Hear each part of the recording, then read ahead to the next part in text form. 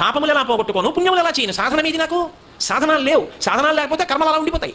కర్మలు పోవాలి అంటే చక్రం తిరగాలి, ధర్మచక్రం తిరగాలి అంటే శరీరములు కావాలి జీవులకు. అయ్యయ్యో వీళ్ళందరూ ఇలా ఉండిపోయారే, వీళ్ళందరికీ శరీరాలు ఎలా?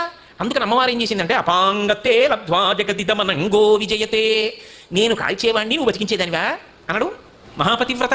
ఆయనతో అలా అనిపించుకోదు. బ్రతికించకపోతే పిల్లలు ఏమైపోతారు, శరీరాలు ఎలా? ఇది కారుణ్యం, ఇది పాతివ్రత్యం, ఇది ఇరుపు.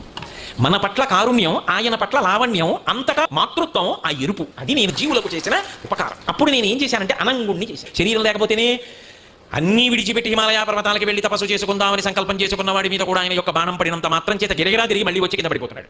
అంత శక్తి ఎక్కడి నుంచి వచ్చిందంటే ఆవిడ యొక్క పొట్టి చూపులోంచి వచ్చింది. కాబట్టి అమ్మ నువ్వు ఆనాడు మన్మధుడిని బ్రతికించావు కాబట్టి ఇవాళ ఈ శరీరం వచ్చింది. ఇది రావడానికి ఎవరు కారణం? ఆవిడ కారుణ్యం. ఉరే తరించడానికి నీకు శరీరం రావడానికి మన్మధుడిని బతికిస్తానంది. అమ్మ నీ కారుణ్య లావణ్య సౌందర్యములున్నావే అవి ఎరుపు తామ్రాంభోజం. ఇది